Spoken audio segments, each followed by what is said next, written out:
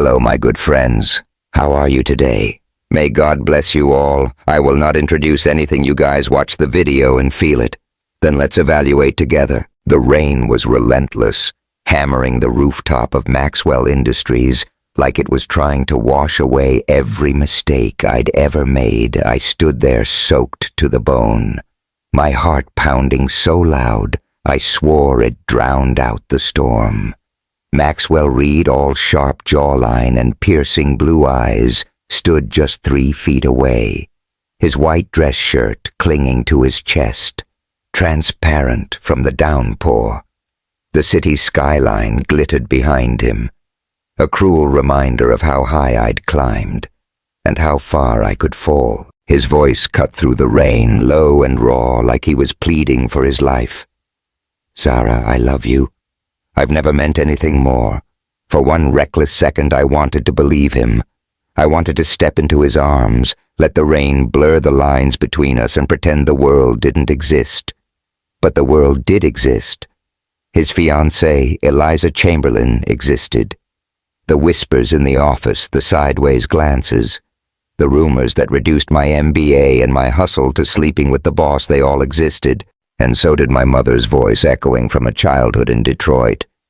You work twice as hard to get half as far. Baby. Don't ever forget that.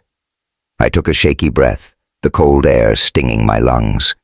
If you love me, Maxwell, I said, my voice trembling but steady enough to carry, then you have to let me go. I deserve more than this. His face crumpled like I'd just punched him. He stepped closer, rain streaming down his temples, but I held up a hand.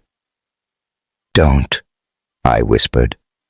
Please. I turned and walked away, my heels clicking against the wet concrete, each step a battle against the part of me screaming to turn back. The elevator doors slid shut behind me, and as the numbers ticked downward, I leaned against the wall, tears mixing with the rainwater on my cheeks. I'd just walked away from the man I loved, and somehow it felt like the first time I'd ever truly chosen myself. How did I get here?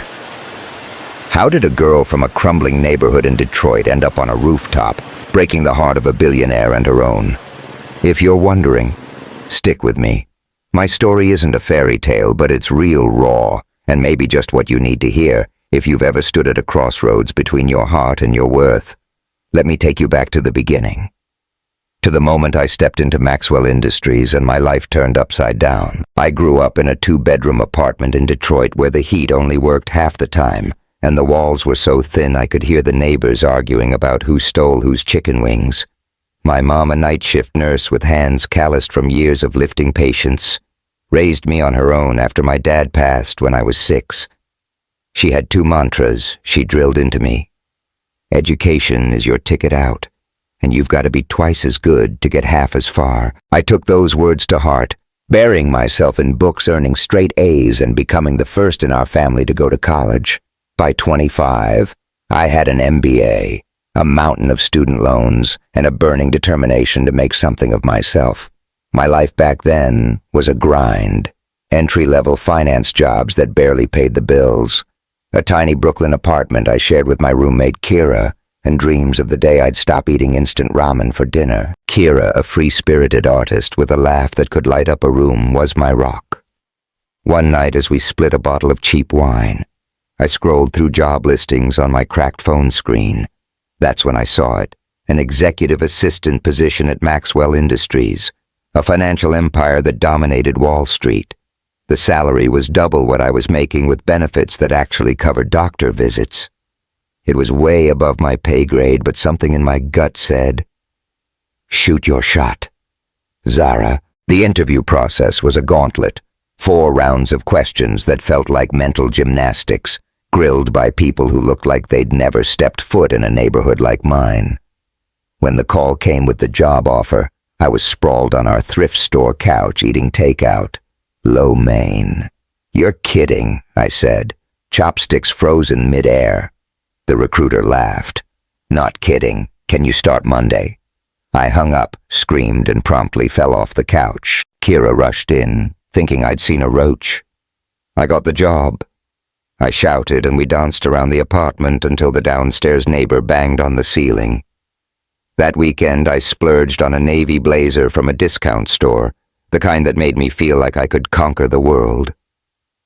I stood in front of our bathroom mirror, practicing my professional smile while Kira leaned against the doorframe, grinning. "You're gonna own that place." "Z," she said. "Just don't trip in those heels." I laughed, but my stomach churned. I was a black girl from Detroit, stepping into a corporate world that didn't always welcome people like me. I had to be perfect. Monday morning. I arrived at Maxwell Industries an hour early, clutching a coffee and my new security badge. The building was a glass and steel monolith, all sharp angles and polished floors that reflected my nervous face. The lobby smelled like money, clean, sterile with a hint of expensive cologne. I smoothed my blazer, adjusted my braids, and stepped into the elevator, my heart racing like I was about to skydive. Orientation was a blur of paperwork, IT setups, and awkward introductions. My new colleagues were a mix of Ivy League types who spoke in buzzwords and older execs who eyed me like I was an intern. Charlotte, the other assistant to the CEO, gave me a curt nod and a stack of files thicker than my college textbooks. "Keep up," she said, her tone implying I wouldn't. I swallowed the urge to snap back and smiled instead. "Twice as good, Zara. Twice as good." At 2:00 p.m. I was scheduled to meet the man himself, Maxwell Reed, CEO of Maxwell Industries, billionaire at 32, and according to office gossip, engaged to Eliza Chamberlain, a socialite whose family practically owned half of Manhattan. I rode the elevator to the top floor, my palms sweaty, rehearsing what I'd say. Don't stutter. Don't spill your coffee. Don't. The doors opened, and Charlotte waved me into Maxwell's office without looking up from her tablet. I stepped inside, and time seemed to glitch. He was standing at the floor-to-ceiling window, phone pressed lightly to his ear, his silhouette sharp against the Manhattan skyline. Broad shoulders, dark hair, just messy enough to look effortless, and a navy suit that probably cost more than my rent. He turned mid-sentence and our eyes locked for 3 full seconds. Yes, I counted. Neither of us moved. His gaze was intense, like he was seeing something he hadn't expected. I felt it too. A spark I couldn't name, like we'd met in another life. He ended his call abruptly, a faint smile tugging at his lips, and walked over, extending a hand. "You must be Zara," he said, his voice low and warm, my name sounding different somehow, like it belonged to him. I shook his hand, ignoring the heat that shot up my arm. "Zara Jackson," I said, proud of how steady I sounded. "It's an honor to meet you, Mr. Reed Maxwell." He corrected his hand, lingering a beat too long. "And the honor's mine. I hear you aced the interviews." I shrugged, aiming for casual, just trying not to spill coffee on anyone's keyboard. He laughed, a sound that made my stomach flip. "You're already ahead of the curve, then." He gestured to a leather chair. "Sit.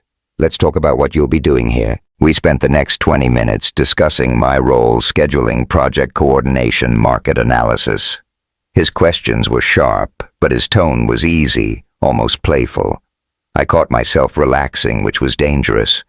Every time our eyes met, that spark flared again, and I had to remind myself, he's your boss, he's engaged, and you're here to work, not daydream. As I left his office, Charlotte shot me a look that could freeze lava. "Don't get too comfortable," she muttered, handing me another stack of files. I nodded, but my mind was still replaying Maxwell's smile, the way he'd leaned forward when I spoke like he was genuinely listening. I pushed it down, focusing on the files. I hadn't come this far to mess it up over a man, no matter how many zeros were in his bank account. That first week was a whirlwind of learning names, dodging office politics, and proving I belonged. I arrived early, left late, and triple-checked every email. My tiny cubicle tucked near Charlotte's desk became my war zone, littered with post-it notes and coffee cups.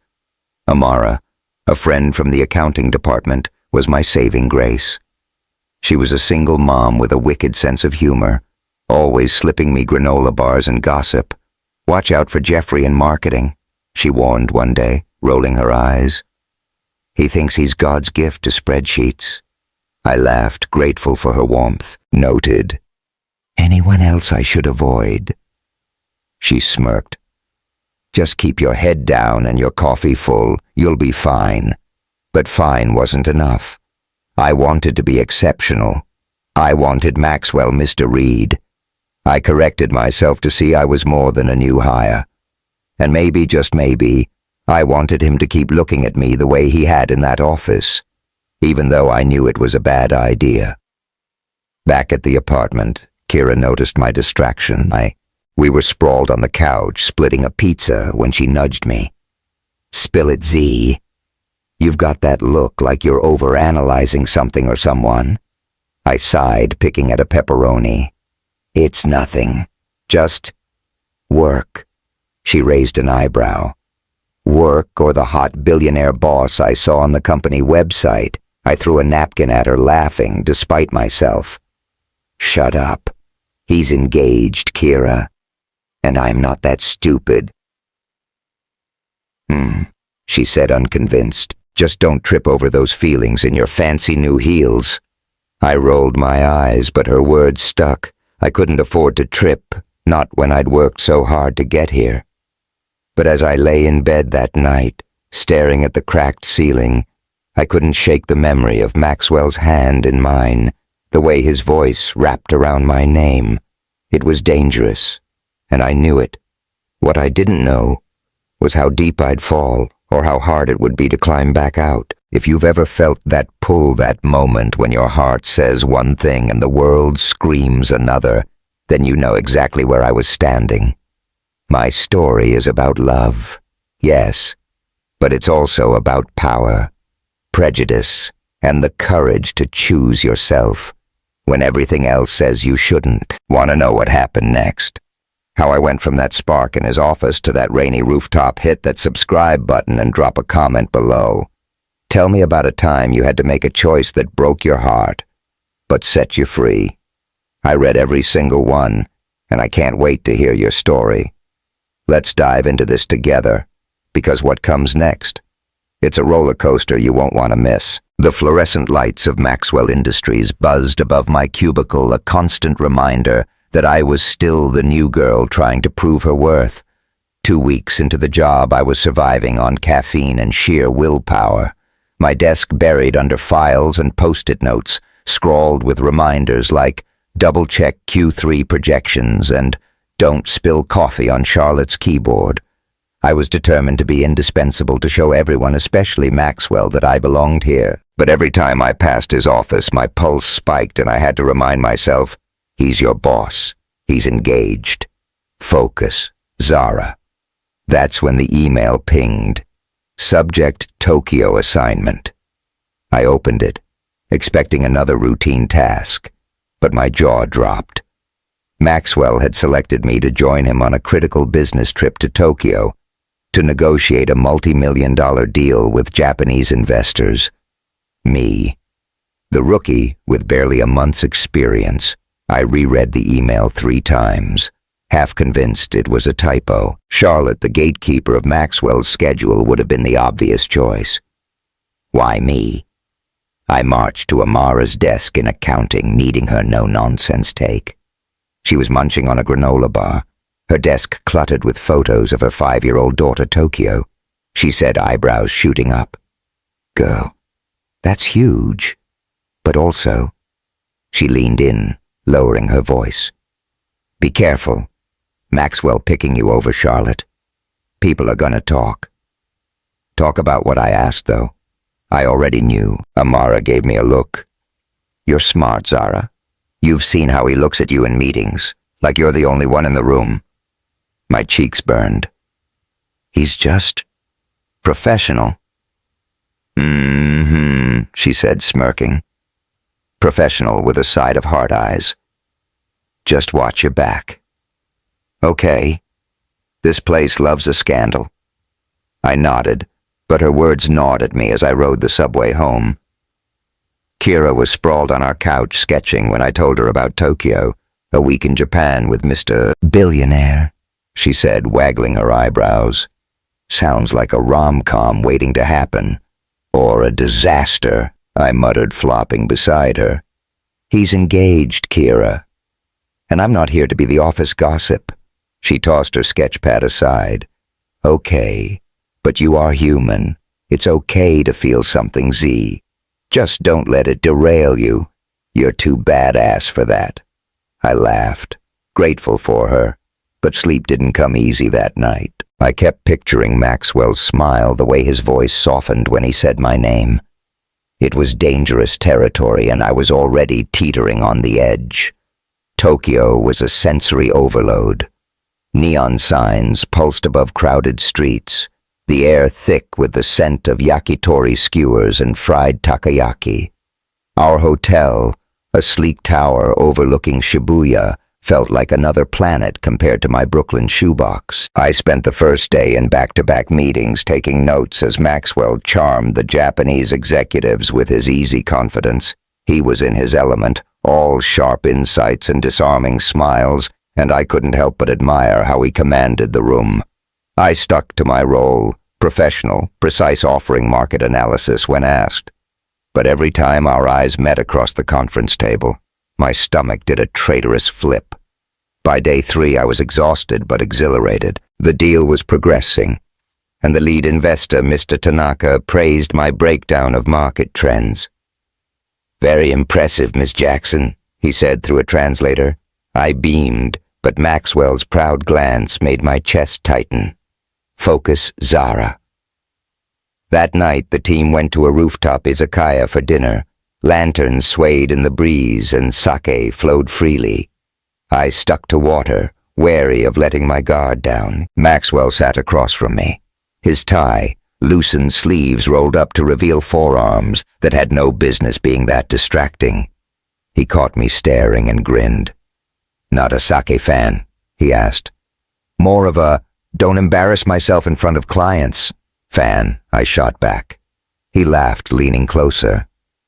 "You're doing fine. Better than fine.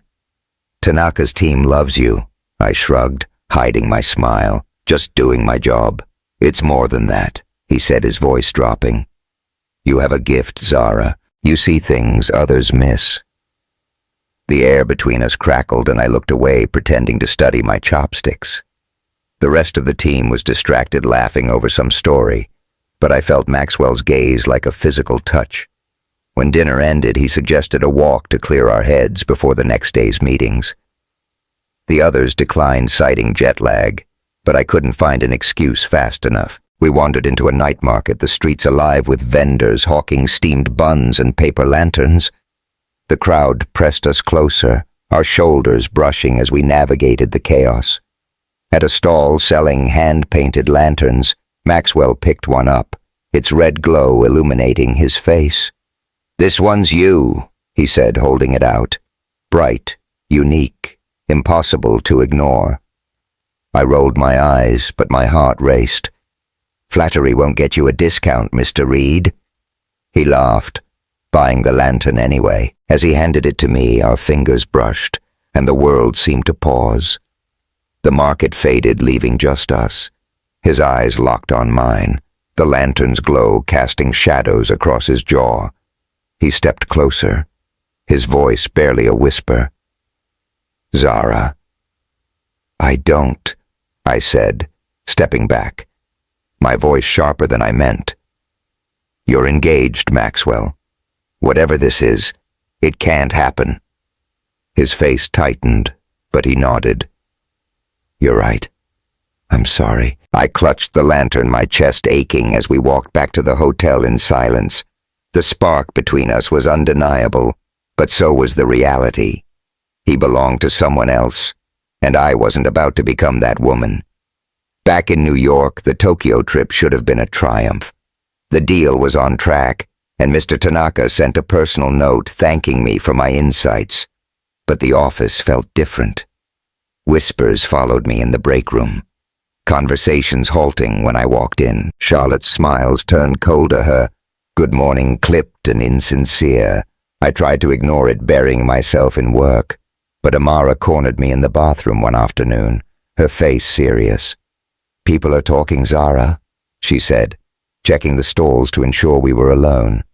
"About you and Maxwell." My stomach dropped. "What are they saying?" She hesitated. "That Tokyo wasn't just business, that you're, getting special treatment." I gripped the sink, my knuckles whitening. "Nothing happened, Amara. We worked." "That's it, I believe you," she said, squeezing my arm. "But this place thrives on gossip, and you being a black woman. They're quicker to assume the worst." Her words hit like a slap. I'd felt the weight of those assumptions before: clients who double-checked my calculations, colleagues who raised eyebrows when I spoke up in meetings. But this was different. This was personal, and it hurt. That evening I was reviewing contracts when the office door swung open. Eliza Chamberlain swept in, tall and willowy, her blonde hair pulled into a flawless chignon. She wore a cream trench coat that screamed old money, her presence commanding the room like she owned it, which, given her family's stake in the company, wasn't far from the truth. She paused at my desk, her green eyes scanning me like I was a puzzle she hadn't decided to solve. "You're the new assistant, aren't you?" she said, her voice smooth but edged. "Zara, right?" I nodded, forcing a smile. "Yes, Ms. Chamberlain." "Nice to meet you." She tilted her head, her smile not reaching her eyes. "I've heard a lot about you. You've been quite the topic lately." My throat tightened, but I kept my voice steady. "I'm just here to do my job." "Of course," she said, her tone implying anything but. "Let's keep it that way, shall we?" Before I could respond, Maxwell appeared, tension radiating from him. "Eliza," he said, his voice tight. "What are you doing here?" "Just visiting," she replied, looping her arm through his. "Shall we?" She steered him toward his office, but not before glancing back at me, her message clear. "Stay in your lane."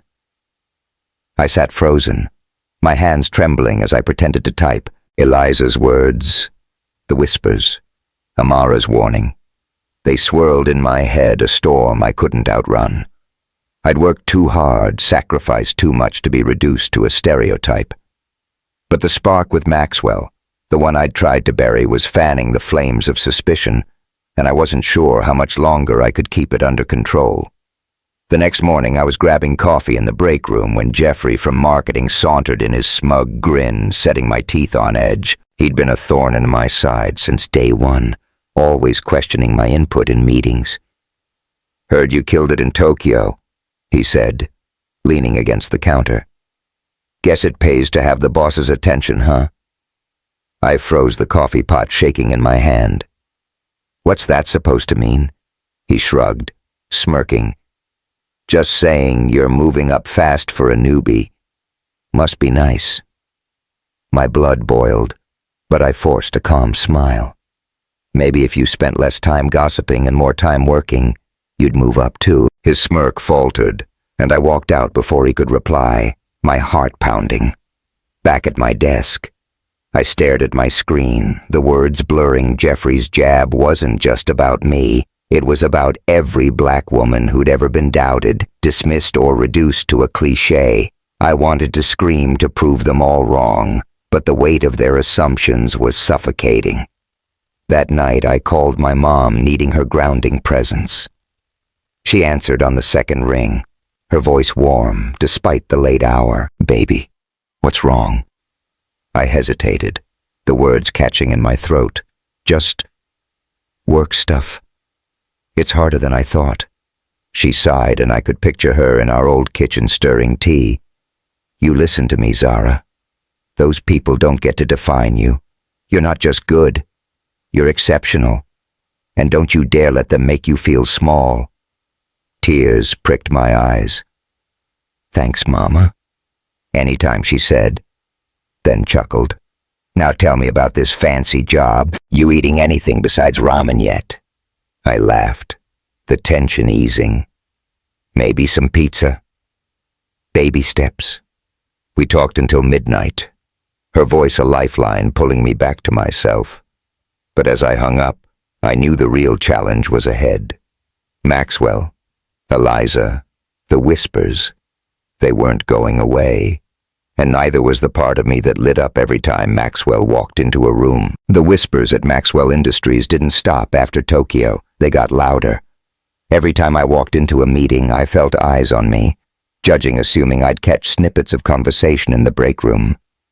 Tokyo must have been cozy. She's got him wrapped around her finger, and my stomach would twist.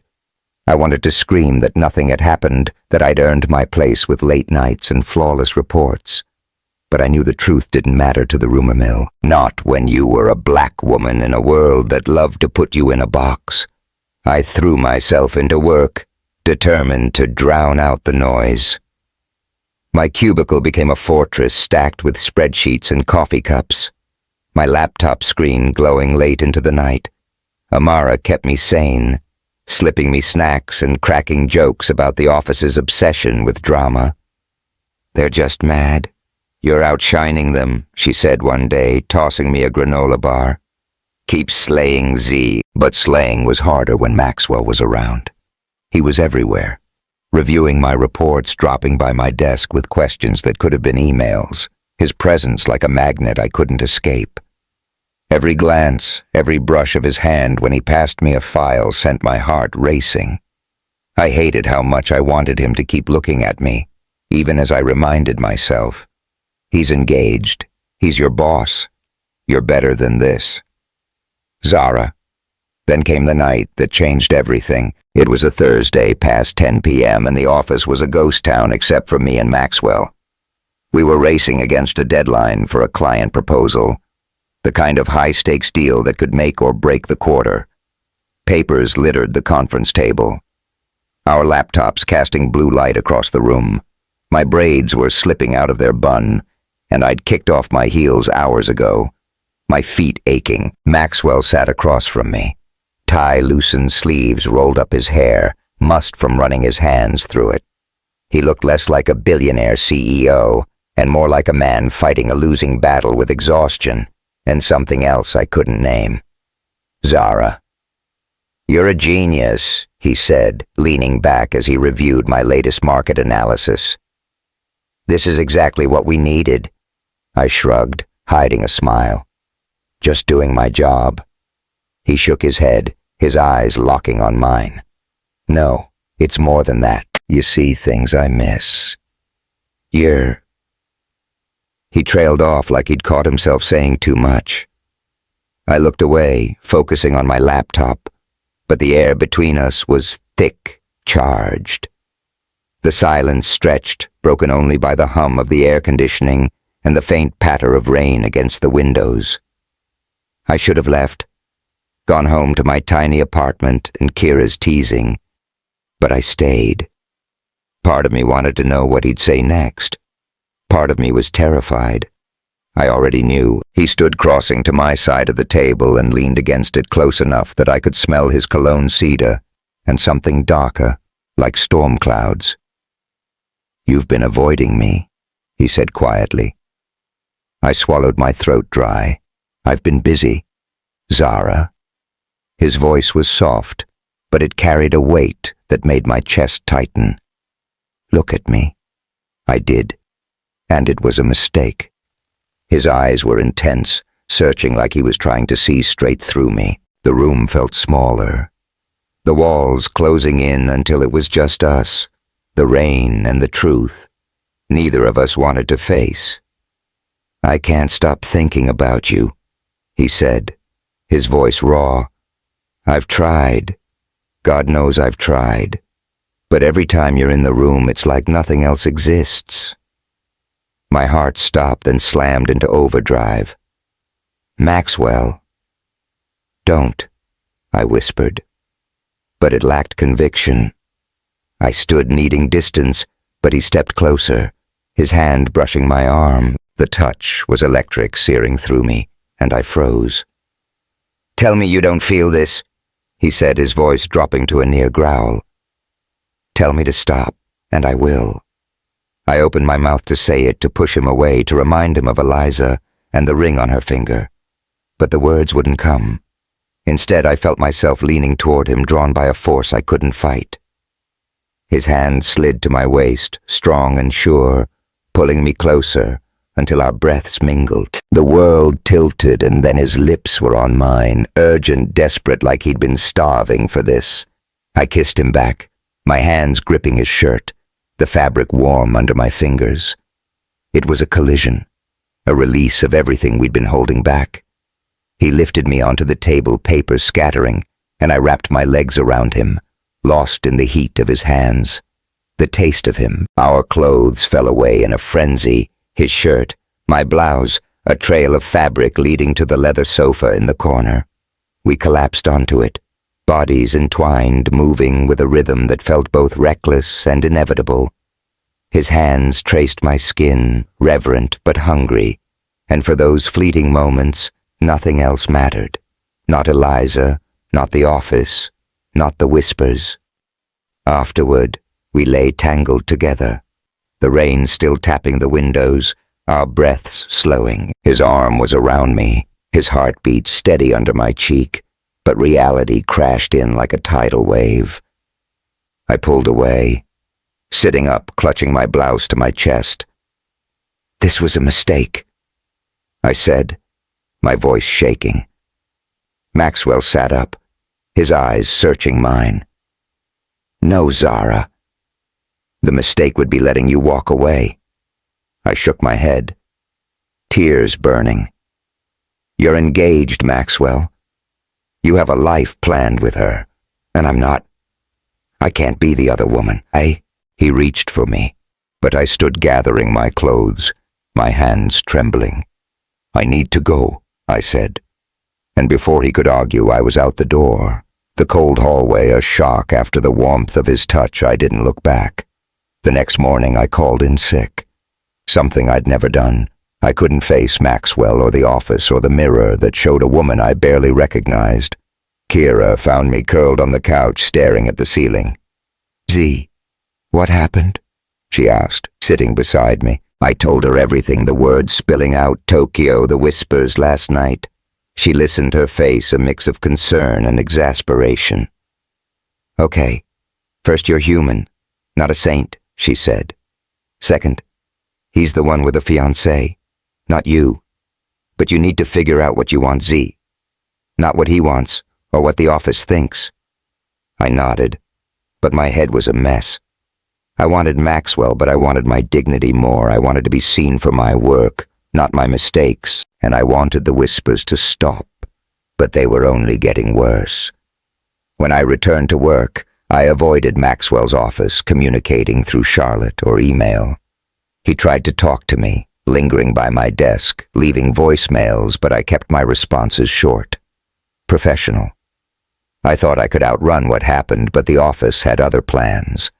Jeffrey's smirks grew bolder, and I overheard a colleague whisper, "She's probably sleeping her way to a promotion." The words cut deeper than I expected, a reminder of how quickly my achievements could be erased. Desperate for a distraction, I agreed to a date with Marcus, a guy from IT. Amara had been pushing me to meet. He was tall, lanky, with a shy smile and a passion for coding indie video games. We met at a diner, the kind with sticky tables and neon signs, and his awkward charm was a welcome change from the office's tension. "So, you're like a finance wizard, right?" he asked, fidgeting with his milkshake straw.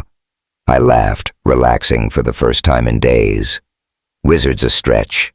I just crunch numbers and try not to mess up." He grinned. "That's how I feel about coding, except when I mess up the game, crashes, and I cry into my keyboard." His self-deprecating humor was infectious, and for a moment I forgot about Maxwell. But when Marcus walked me home, his hand brushing mine, I felt nothing. No spark, no pull. He was kind, funny, uncomplicated, but he wasn't him. I thanked him for the night and promised to text, knowing I probably wouldn't. The real test came a week later when I was assigned to lead a project for a major client. It was my chance to prove myself, to silence the whispers with hard evidence of my skill. I spent days preparing my apartment, littered with notes and empty coffee mugs. Kira, ever the optimist, declared it, "Operation Show Them Who's Boss." "You're gonna crush this, Z," she said, tossing me a stress ball shaped like a panda. "And if you don't, we'll just move to Bali and sell smoothies." I laughed, but the pressure was crushing. The presentation was in the main boardroom, a glass-walled space that felt like a fishbowl. Maxwell was there, his presence, a distraction I couldn't afford. I took a deep breath, channeling my mom's mantra, and launched into my slides. The data was solid, my delivery sharp, and by the end, the client's CEO was nodding, impressed. "Excellent work, Ms. Jackson," he said, shaking my hand. "We're looking forward to moving forward." I should have been elated. But as I left the room, I overheard Jeffrey muttering to a colleague, "Wonder what else she does to get that kind of praise." The words were a punch to the gut, stealing the air from my lungs. I ducked into the bathroom, locking myself in a stall, fighting tears. My success, my hours of work reduced to a crude innuendo. And the worst part of me wondered if they were right, not about sleeping my way up, but about letting my feelings for Maxwell cloud everything else. That night I sat on my fire escape, a jazz vinyl spinning softly in the background. The city hummed below, a reminder of how far I'd come and how much I still had to lose. I thought about my mom, about the sacrifices she'd made, the way she'd taught me to hold my head high. I couldn't let her down. I couldn't let myself down. But as I closed my eyes, Maxwell's voice echoed in my head, his touch still burning on my skin. I'd crossed a line I couldn't uncross, and I had no idea how to find my way back. The weeks after that night in the office were a tightrope walk. I buried myself in work, dodging Maxwell's attempts to talk, keeping our interactions strictly professional. I redirected his calls to Charlotte, ate lunch at my desk, and left at 500 p.m. sharp, a schedule I'd never dared before. It was working, or so I thought. The whispers still trailed me like shadows, but I told myself I could outlast them. I had to. My mom's voice echoed in my head. "You're exceptional, Zara. Don't let them make you small." But the truth was, I felt small. Every snide comment, every raised eyebrow chipped away at the confidence I'd fought so hard to build. Jeffrey's words in the boardroom haunted me. A reminder that no matter how flawless my work, some people would only see a stereotype. And Maxwell, he was both my weakness and my strength, his presence a constant pull I couldn't fully resist. I saw the conflict in his eyes, too. The way he'd pause mid-sentence when I walked by the voicemails he left that I deleted without listening. We were both trapped in a dance neither of us knew how to end. Then came the Maxwell Industries annual gala, the event of the season where clients, investors, and employees mingled under chandeliers and champagne flutes. I'd spent too much on a midnight blue gown, its silky fabric hugging my curves in a way that made Kira whistle when I tried it on. "You're serving looks, Z," she said, spinning me around. "Go break some hearts, just not your own." "Okay?" I laughed, but my stomach churned. The gala was a chance to network, to solidify my place in the company. But it also meant facing Maxwell and the whispers head-on. I arrived alone, my heels clicking against the marble floor of the Langham Hotel's ballroom. The room glittered crystal chandeliers, white orchids, a string quartet playing softly in the corner. I grabbed a champagne flute from a passing server, needing something to steady my nerves. Amara waved me over to her table, her red dress a bold contrast to the sea of neutrals. "You look like a queen," she said, squeezing my hand. "Ready to charm some clients?" "Ready to survive," I replied, forcing a smile. I mingled as best I could, exchanging small talk with investors, my practiced professionalism, a shield against the eyes I felt on me, but I couldn't ignore Maxwell. He stood across the room, impossibly handsome in a tailored tuxedo, His arm looped through Eliza's. She was radiant in a silver gown, her blonde hair cascading in waves, every inch the perfect fiancée. Yet his attention wasn't on her. It was on me. I felt his gaze like a spotlight tracking me through the crowd, and I hated how much it made my heart race. I turned away, focusing on a conversation with a client. But an hour into the evening, the room fell silent as Maxwell took the stage. The spotlight bathed him in gold, his voice steady as he addressed the crowd. "Thank you all for being here," he said, his smile practiced but warm. "Tonight is about celebrating our achievements and our future." My stomach tightened.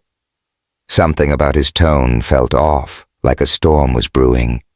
Then Eliza joined him, her smile dazzling, and my heart stuttered. He took her hand, and the room seemed to hold its breath.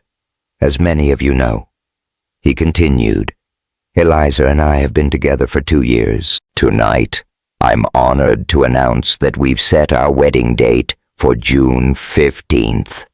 Applause erupted a tidal wave of sound that drowned out the shattering inside me.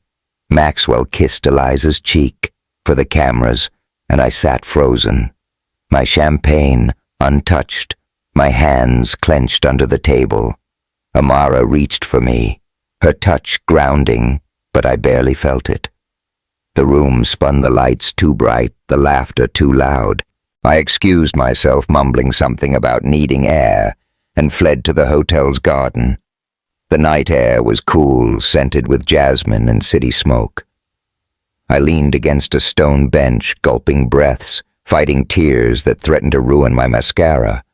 I'd known he was engaged, known this was coming.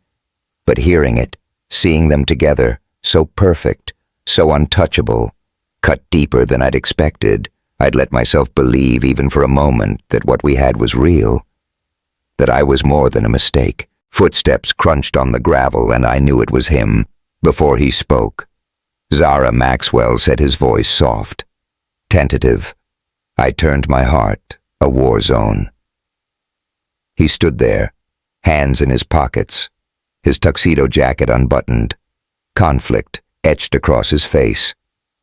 "Please," he said, stepping closer. "Let me explain." "There's nothing to explain," I said, proud of how steady my voice sounded. "You made your choice. I respect that. I respect." I moved to walk past him, but he caught my arm, his touch gentle but firm. "It's not what you think," he insisted, his voice low. "The announcement was Eliza's father's idea. The merger between our companies. It's complicated, Zara. I'm trying to find a way out without destroying everything." I yanked my arm free, anger flaring. "Don't tell me this is about business. Don't make it worse by lying." "I'm not lying," he said, his voice rising before he controlled it. "Yes, I proposed to her last year. Yes, we're engaged. But since I met you..." He stepped closer, his eyes burning with intensity. "Nothing has felt right with her. I can't sleep. I can't think, because all I see is you." I shook my head, backing away.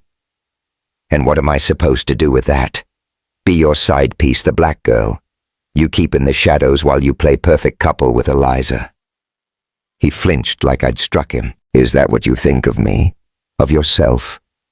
The question hit hard, piercing the armor I'd built. What did I think of myself? Was I willing to compromise everything? My values, my mother's teachings, my own self-respect for a man who couldn't choose me? I took a shaky breath, finding my voice. "I think I deserve more than half of someone's heart. I think you need to figure out your life, Maxwell, and I think I need to figure out mine." I walked away, my heels sinking into the gravel tears streaming down my face. The ballroom's music faded behind me, but the pain in my chest only grew. I'd meant every word, but it didn't make it hurt less. The next day I was a wreck. I called Amara, spilling everything over coffee at a diner near my apartment. She listened, her face a mix of sympathy and frustration. "Zara, you did the right thing," she said, stirring her latte, "but you need to protect yourself. This place, it's eating you alive." "I know," I said, staring at my untouched muffin, "but I worked so hard to get here. If I leave, it's like admitting they won." She reached across the table, her hand warm on mine. "Leaving isn't losing. It's choosing you, and you're worth more than their gossip." Her words stayed with me, but the office was relentless. The whispers grew bolder, the looks more blatant. A major client, one I'd worked with on the Tokyo deal, requested a different point person, citing concerns about professionalism. Charlotte delivered the news with a smirk, and I knew what they meant. Me, my relationship with Maxwell, real or imagined, was tainting everything I'd built.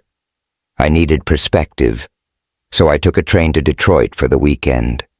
My mom's apartment hadn't changed, the same creaky floors, the same faded couch where I'd done my homework as a kid. She took one look at me and pulled me into a hug, her arms strong despite years of hard work. "Baby, you look like you're carrying the world," she said, leading me to the kitchen. We cooked together a ritual as old as I could remember. Cornbread, collard greens, fried chicken that filled the air with comfort. As we chopped and stirred, she told me a story about the time she'd accidentally set the stove on fire trying to impress a date. "Flames everywhere," she said, laughing. I threw a towel on it. "Made it worse. Your grandmama never let me live it down." I laughed, the sound foreign after weeks of tension. "How'd you get through it, Mama? All the hard stuff." She paused, her knife still over the greens. "Faith in myself, baby, and knowing that nobody, not a man, not a job, gets to tell me who I am. You hear me?" I nodded, tears pricking my eyes. "I hear you." That night we sat on her couch, a jazz record spinning softly. Miles Davis, her favorite. She handed me a mug of tea and said, "Whatever's weighing you down, Zara, let it go. You're stronger than you know."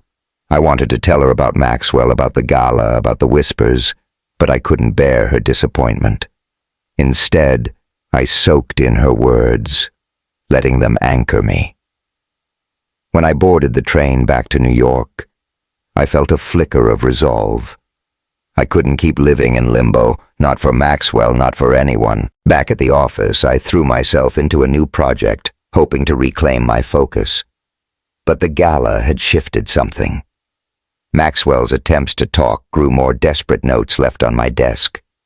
Emails marked urgent.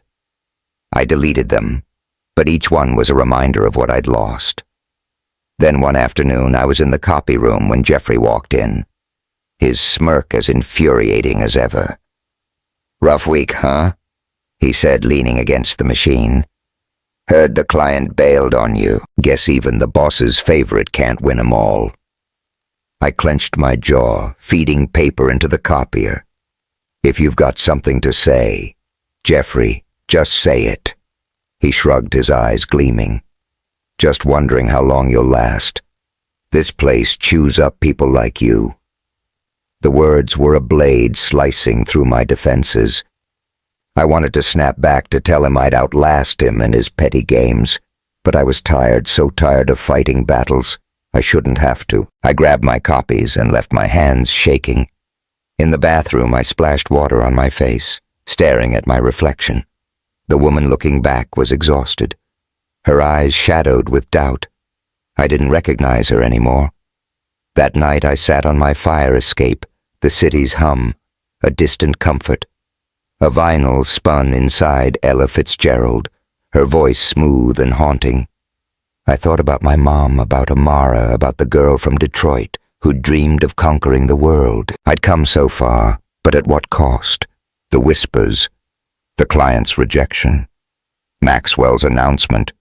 They were tearing me apart, and I wasn't sure I could keep picking up the pieces. The gala left me hollow, like someone had scooped out my insides and left me to piece myself back together. I couldn't stay at Maxwell Industries, not with the whispers, Not with Maxwell's presence pulling at me like gravity, not with my own reflection, accusing me of losing myself. The Monday after I returned from Detroit, I typed my resignation letter, my fingers shaking as I hit send. Charlotte's reply was curt. Effective immediately. Good luck.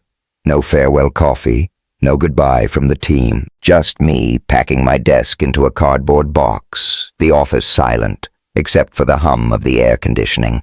Amara caught me as I headed for the elevator, her eyes wide.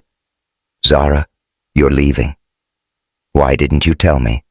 I forced a smile, my throat tight. "I need a fresh start, Amara. Somewhere I can breathe." She hugged me, her voice fierce.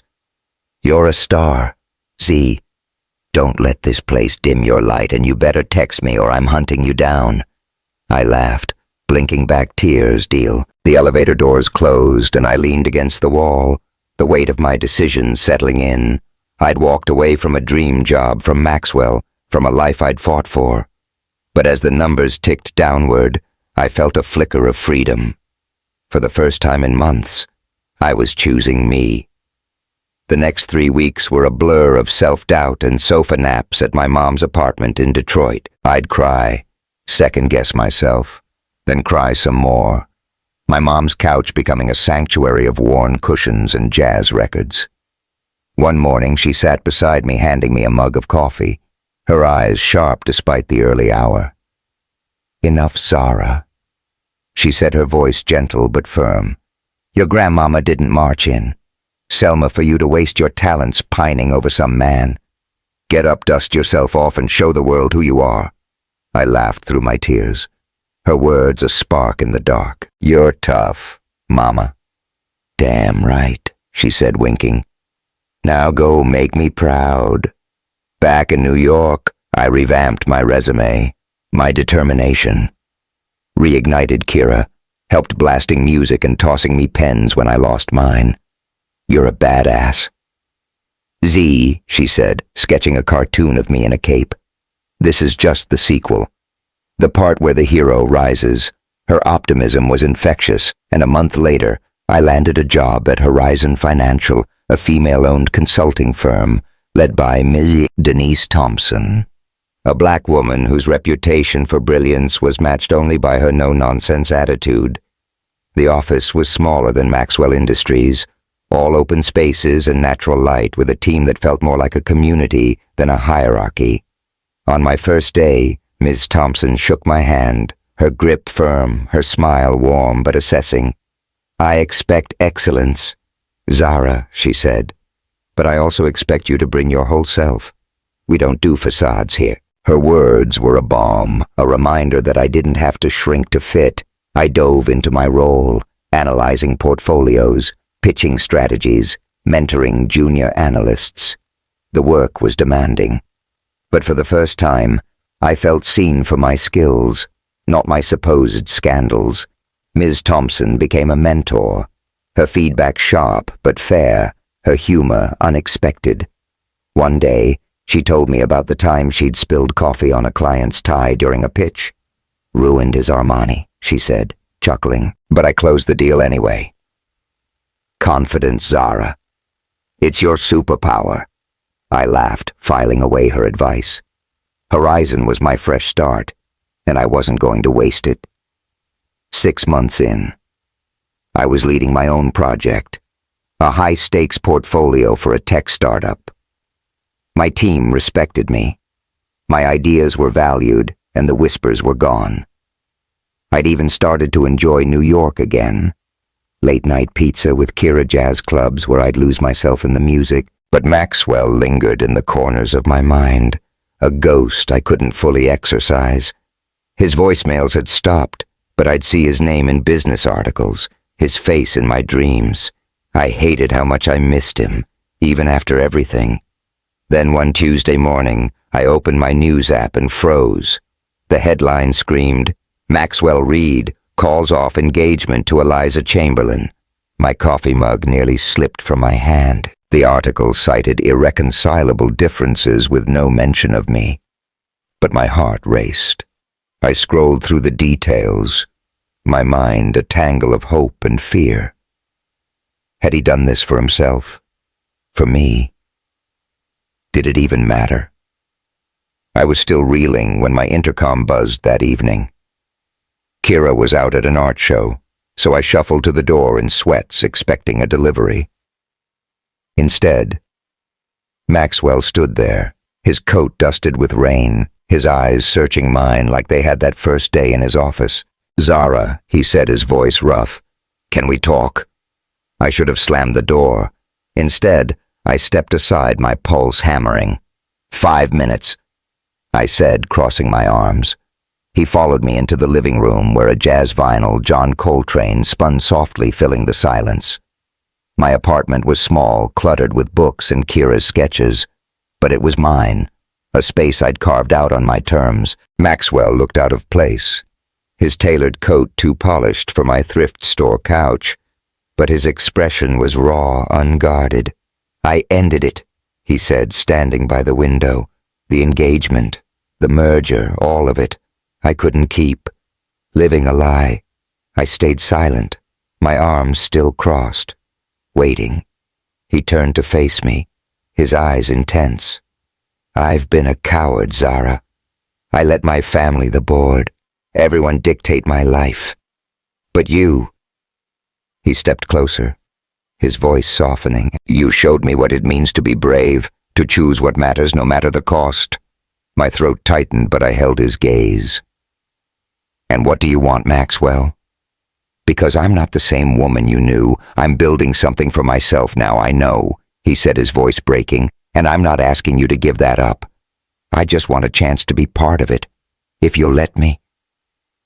The air between us hummed heavy with everything unsaid. I wanted to push him away to protect the life I'd fought for, but the pull was undeniable.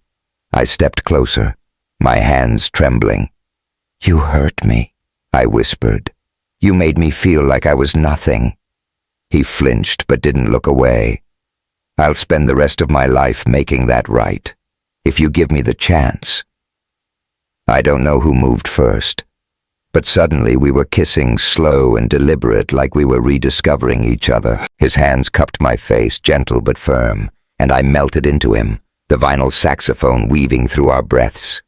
We stumbled to my bed, shedding clothes with a tenderness that felt new. His touch was reverent, tracing my curves like he was memorizing me, and I guided him, my hands steady, my heart open.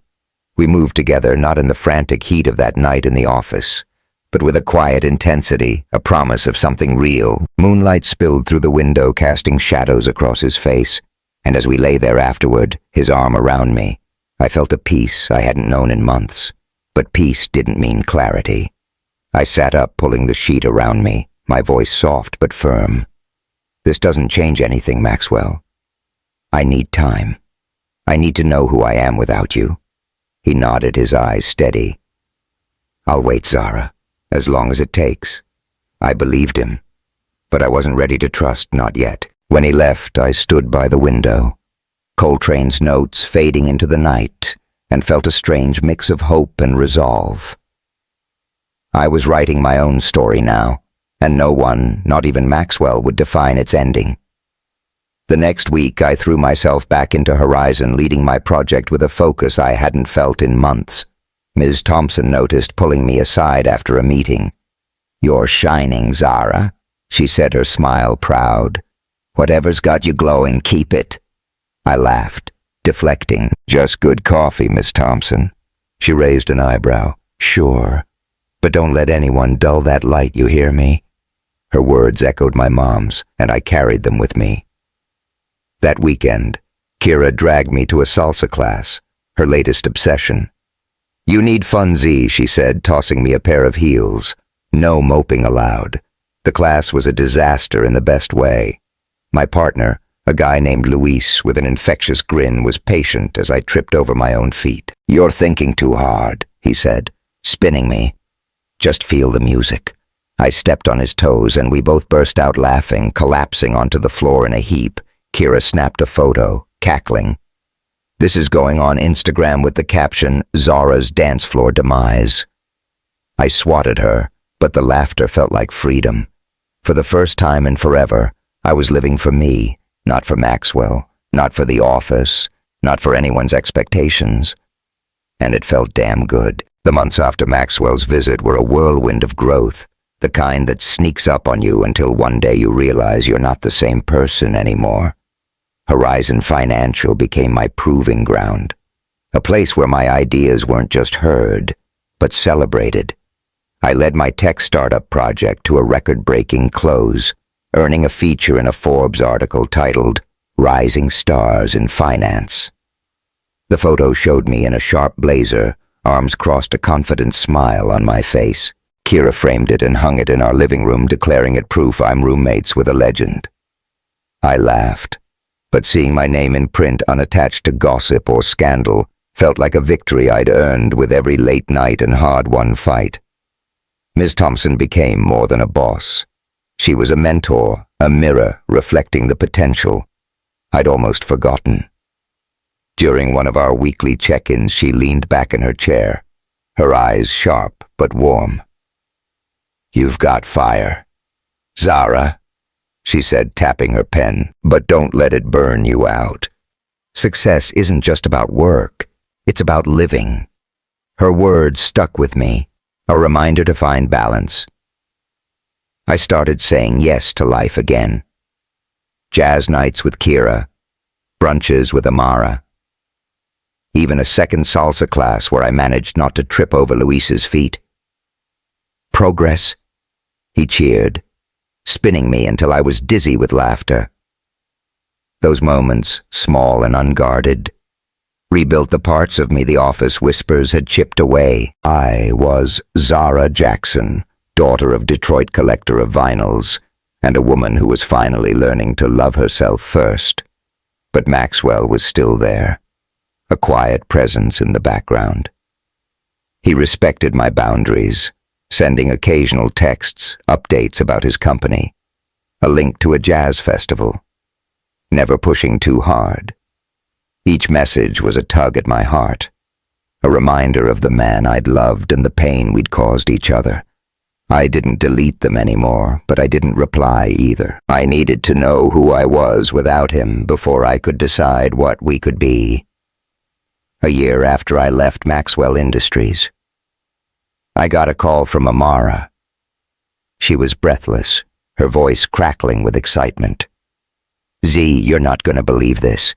Maxwell's stepping down as CEO." I nearly dropped my coffee mug, the kitchen tiles cold under my bare feet. "What? Why, nobody knows the full story," she said. "But word is, he's starting a new venture, something smaller focused on sustainable investments. And get this, he's been asking about you." My heart skipped, but I kept my voice steady. "Good for him. I hope he's happy." Amara snorted. "Girl, don't play coy with me. You know he's still got it bad for you. Question is, what do you want?" I didn't have an answer, not then. But the news stirred something in me, a curiosity I couldn't shake. That evening I sat on my fire escape, a Billie Holiday vinyl spinning inside her voice, weaving through the city's hum. The skyline glittered, a reminder of the life I'd built, the battles I'd won. I'd come so far from that rooftop in the rain, but part of me wondered if Maxwell and I could write a new chapter. One where I wasn't the other woman, where we met as equals. 2 days later, he texted, "Can we meet? Just coffee. No pressure." I stared at the screen, my thumb hovering over the reply button. Kira, sprawled on the couch with her sketchpad, caught my hesitation. "You're overthinking," she said, tossing a pencil at me. "Go hear him out. If he's still a mess, you can yeet him back to billionaire land." I laughed, her bluntness cutting through my nerves. "Fine, but if this goes south, you're buying me ice cream, deal?" she said, grinning. "But I'm betting on a plot twist." We met at a small cafe in Brooklyn, the kind with mismatched chairs and the smell of fresh espresso. I wore jeans and a sweater, my braids loose, determined to be myself. Not the polished assistant from Maxwell Industries.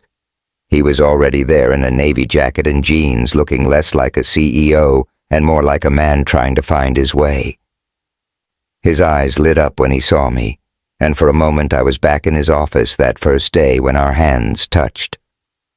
"Thanks for coming," he said, sliding a latte toward me. "I got your usual oat milk, no sugar." I raised an eyebrow, taking the cup. "You remember that?" He smiled a little sheepish. "I pay attention." We talked for hours, the conversation easy but careful, like we were navigating a minefield. He told me about his new venture, a passion project to fund green tech startups, free from his family's expectations. I was living their version of my life, he said, stirring his coffee. "You made me see that." I sipped my latte, my heart softening, but guarded. "I'm proud of you, Maxwell. But I'm not the same person I was. I've built something for myself, and I'm not giving it up." "I don't want you to," he said, his voice earnest. "I want to know this Zara, the one who's leading projects, dancing salsa, collecting vinyls. I want to earn a place in your life. If you'll let me." His words were a melody. I wanted to believe, but trust was a fragile thing. "We'll see," I said, my smile cautious. "One step at a time."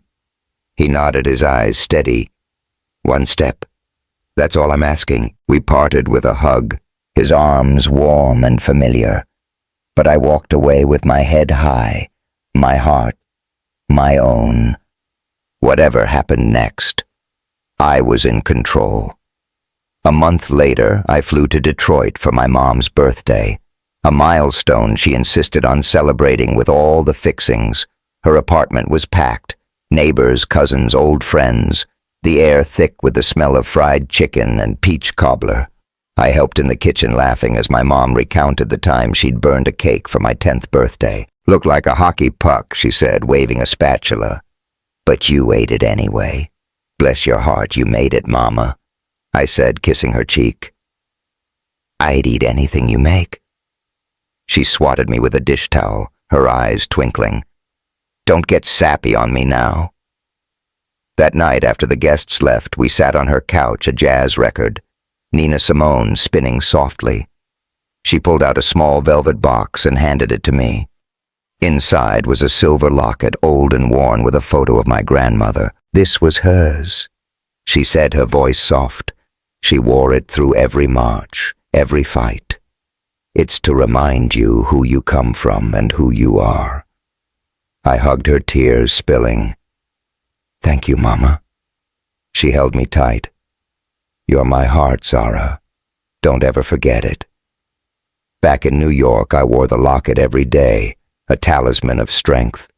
My career soared.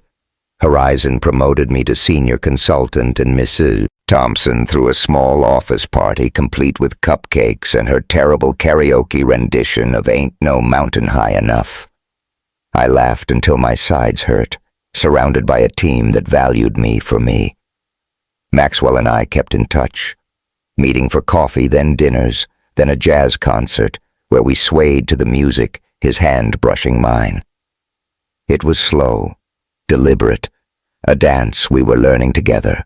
I wasn't ready to dive back in, but I was open to the possibility, and that was enough for now. Looking back, I see my story not as a romance, though. Love played its part, but as a journey to myself. I learned that true love, whether from a partner, a friend, or your own heart, doesn't ask you to shrink. It amplifies your light, lifts you higher than you thought you could go. I learned that my worth isn't tied to who wants me, but to who I choose to be. And I learned that my mom's lessons work twice as hard. Hold your head high weren't just about surviving. They were about thriving, about claiming my place in a world that doesn't always make it easy for women who look like me. I'm not done growing. There are still days when doubt creeps in, when the whispers of the past echo. But I've got my vinyls, my locket, my people, Kira, Amara, my mom, even Maxwell in his own way. And I've got me, the Zara, who walked away from a rooftop in the rain and found her way back to the sun. So if you're watching this, standing at your own crossroads, torn between what's easy and what's right, hear me. You are the author of your story, not your boss, not your family, not even the person you love. You get to decide how it unfolds. And sometimes, the bravest plot twist is choosing yourself even when every fiber of your being wants to stay. If my story hit you where it hurts or lifted you where you needed it, hit that subscribe button and join me for more real raw journeys because we're all writing our own chapters. Drop a comment below about a time you chose yourself, even when it was hard. I read everyone, and I can't wait to hear your story. Let's keep telling our truths, because you never know whose life you might change, including your own.